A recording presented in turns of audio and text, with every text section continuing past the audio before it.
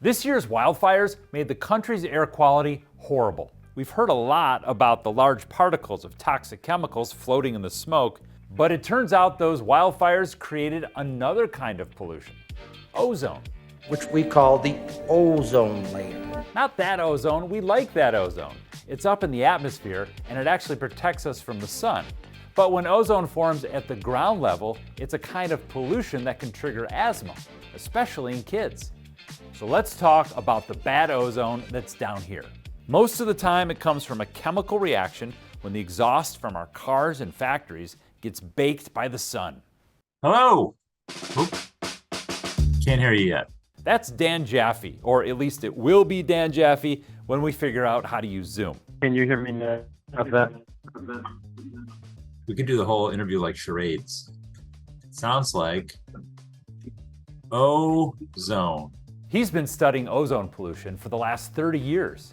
And so ozone tends to be a summertime problem, and we associate it more with cities that get a lot of sunshine. You talk about Los Angeles and places that have, smog. Is ozone smog?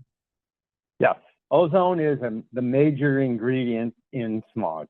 But Jaffe says that ozone comes from more than just our cars and our factories, because wildfires can release similar chemicals that react with the sun and create ozone.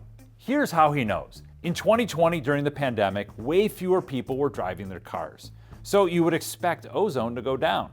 On the East Coast, air quality data shows that is exactly what happened. But on the West Coast, where people were also driving less, there were massive fires that year, and ozone pollution actually went up. In terms of your research, it sort of finds a double whammy effect of fire. That's particulate matter, but then you also have ozone problems. Yep. So that was the first sort of clue as to the role of fires. And we saw that again this summer. Jaffe says fires in Canada were the source of elevated ozone levels in the Midwest and eastern states. So bottom line, wildfires can make our ozone problems worse. I'm David Schechter, on the dot.